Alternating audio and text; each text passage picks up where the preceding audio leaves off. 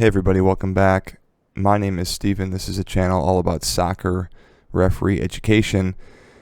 This is just a story of something that happened to me over the last couple weeks. I guess it's something that I'm learning, that I've learned, that I'm continuing to learn, that I keep on needing to relearn, however you want to say that. This is mostly, I should say, this is dominantly me just talking to myself and you listening in hopes that maybe this would apply to you. If it doesn't, just go on to something else. I don't mean to waste your time. I'm just trying to put something out there that might be helpful to other people. So here's the story.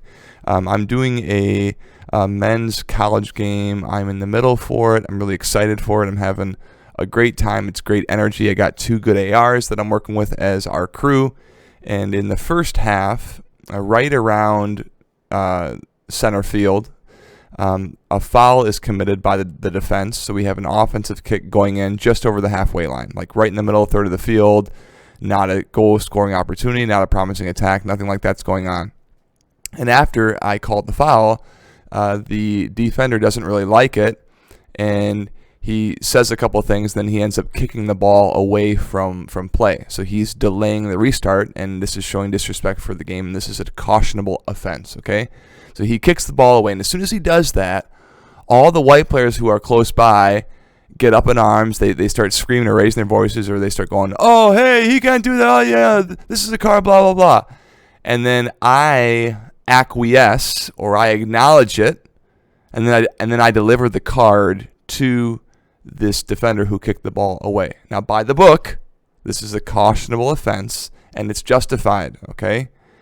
And I was reacting in part to the white players and how they were responding to what this guy did. Now, what this guy did wasn't appropriate. We're not saying that what he did was appropriate, but I'm just saying that the reaction of the white players added fuel to my fire to give this guy a caution, okay? And then I delivered the caution, and then we kept right on going.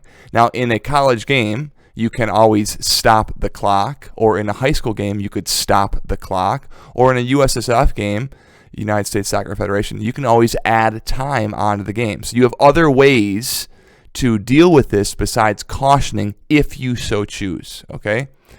And I chose not to do that, just chose to deliver the caution. So later on in this same game, white does something similar. And I was even talking to my ARs at halftime. I was like, oh, shoot, could I have managed that? Could I have just stopped the clock, talked to the guy, and then gotten out of that situation without giving this guy a caution? And some of you might be saying, well, gee, Steven, this is what the law says. This is what this guy deserved. I know that, but now my hands are tied going forward for white, too. If white does anything like that, I have to deliver a caution. And when I have other tools in my tool belt, like I can just stop the clock, have a conversation, and we can move forward, maybe that would be a better way of dealing with the situation than going right to my pocket. Now, white was not trying to take a quick restart. So blue really wasn't taking anything away from the situation. Yeah, it was a little bit disrespectful, but I could address that by stopping the clock and having a firm conversation with them, and then we could move forward together. So in the second half, white does something similar. I blow the whistle for a foul. White then kicks the ball, and it goes right to the other team's goalkeeper, who then rolls it back out, and we get the ball. We get the ball back in play. But I felt a bit inconsistent because I had given a caution to the black team for doing something just like this, where I didn't give it to the white team, right?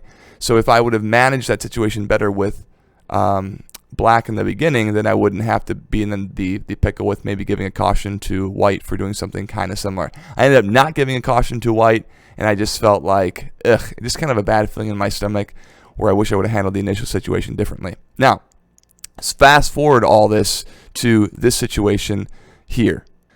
I was reffing just a couple days ago with a very experienced official who'd probably been reffing for 30 or 40 years, and I asked him, I said, in all your experience, with experience comes wisdom, right? I said, what would you impart to someone who's only been reffing for, 3 years or 5 years or 10 years? Like, what can you say from all your experience that we can't learn just by reading a book? And the thing that he said to me, or I should say one of the things that he said to me, was patience.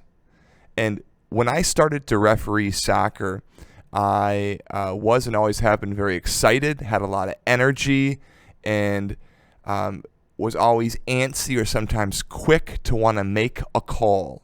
You know, I want to be right on top of it. I want to blow the whistle, point, be really confident. I want to sell it and move right on, right? I want to be right there. I want to see it as soon as possible and, as little delay as I can get away with, okay?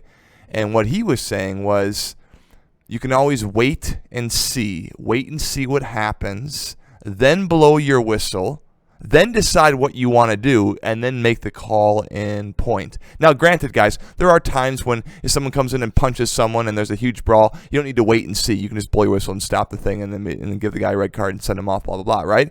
But by and large, we are not dealing with these types of situations on a daily basis. A lot of our calls, most of our calls, are much smaller in significance, and we can afford to be more patient. So let's look at this example right here. This is a boys varsity soccer game. It's a non-conference game. Two great teams on a brand new, beautiful turf pitch. And if we watch what happens here, there's going to be a foul called right there, a tripping foul committed by Green. So we have a white kick coming out. And watch what Green does. Right here, he starts walking at the ball right there, okay? And his team's winning 4-2, okay? And I see this. I stop the clock, and I bring him over, and then I just stop, and I go, wait a minute. And then I start asking where the captain is, all right? And then here's the captain who comes up, and I'm going to have a conversation with the captain. And I'm basically going to tell the captain, it's 4-2. We got 15 minutes of play left. This is not appropriate. This guy's not respecting the distance. And then he's asking me, well, how much do we have to give him? And I am saying to him, you got to start with at least 8 yards. I don't need you to get exactly 10, but you can't be walking toward the ball when it's not your kick and closing in on that space. That's not appropriate. So I tell the captain, and the captain is telling all his teammates, so now we're all on the same page, and then we continue. I'm just going to go back and show you that one more time. Now, in my early days, I could have, and sometimes I still do this today when I'm being a bit more of an idiot and I'm not thinking through this, I'll go up and I'll caution that Green player right off the bat. Okay? Now, White's not taking a rapid kick here. They're just chilling, right? If this were down in the offensive third and they want to get the kickoff really, really fast, then I might go right to my pocket. But here, this is a low significance delaying the restart. So what I'm trying to say to you guys is if they're not going to press a kick really fast, can you slow it down? Can you be patient? And can you manage the situation? Now you've had the conversation with Green, so next time Green does this, you're very justified in going to your pocket because you already had the conversation. Now you owe one of these to White also because you gave one to Green, and you do that to be consistent. Anyway, guys, I hope this is helpful. The big idea here is can we be patient when we do not have to make a quick decision so that we can make the right decision and manage the game well. Thanks for watching.